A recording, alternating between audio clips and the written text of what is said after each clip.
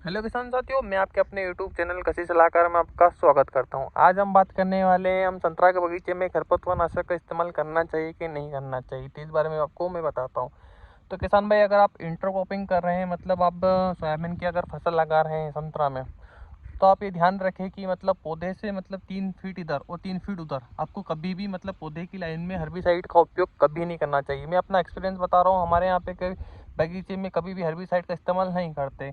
इस प्रकार से जो भी गांजा घास वगैरह उगती है उसको हम मजदूरों द्वारा निकाल कर उसमें आसपास पौधे में गुड़ाई कर लेते। इसके दो फायदे देखने को मिलते हैं।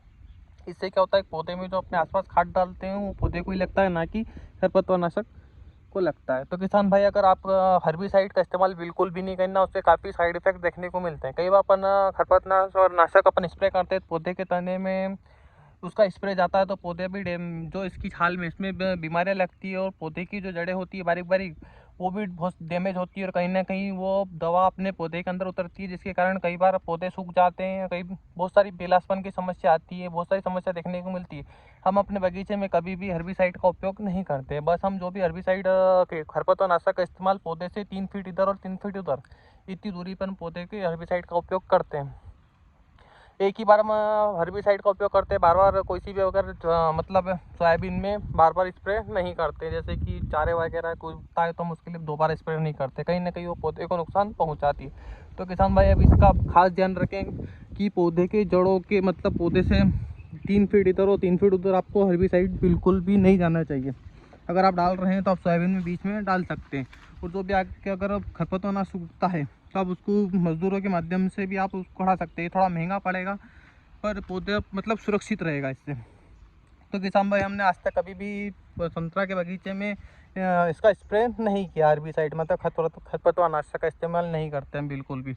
जो भी हम खरपतवार नाशक होता है उसको हम मजदूरों की सहायता से निकाल देते हैं, क्योंकि बहुत ही डैमेज देखने को पहले हम इसका इस्तेमाल करते थे तो हमने इसका रिजल्ट देखा कि मतलब पौधा कहीं ना कहीं डैमेज हो रहा है, सूख रहा है, मतलब पीलापन आ रहा है, पौधे के तने में कई बीमारियाँ लग रही है।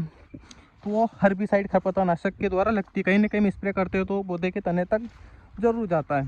तो किसान भाई, आप इसका इस्तेमाल नहीं करें तो अच्छा है। और इसकी खास बात ध्यान रखें, आप इंटरक्रॉपिंग कर रहे हैं तो मतलब पौधे से पौधे की जो दूरी हमारे 16 फीट है उसके अंदर हम एक सीडल बोते हैं, बाकी आसपास जगह खाली छोड़ देते हैं।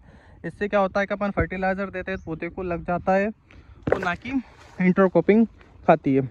तो इस बात का विशेष ध्यान रखना है किसान भाइयों। आपको मैं अपना एक्सपीरियंस बता रहा हूँ, ये तो शायद ही लोग करते होंगे। सभी खरपतवार नाशक डालते हैं क्योंकि मजदूरों से निकलाना काफ़ी महंगा पड़ जाता है, पर उसका इफेक्ट हमें पौधों में दिखता है, जो कि पौधे डैमेज होते हैं कहीं ना कहीं।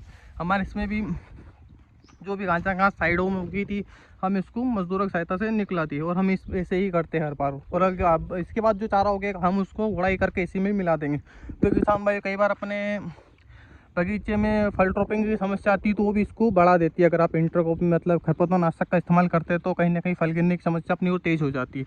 तो बहुत सारे इसके साइड इफेक्ट देखने को मिलते हैं।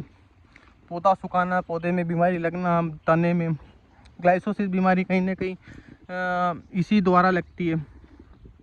तो किसान भाई, इस बात का विशेष ध्यान रखें, आपको कभी भी मतलब पौधे के आसपास अपने खरपतवार नाशक का इस्तेमाल बिल्कुल नहीं करना है। ऐसी भी जानकारी के लिए आप मेरे चैनल को लाइक एंड सब्सक्राइब कर सकते हैं। और धन्यवाद।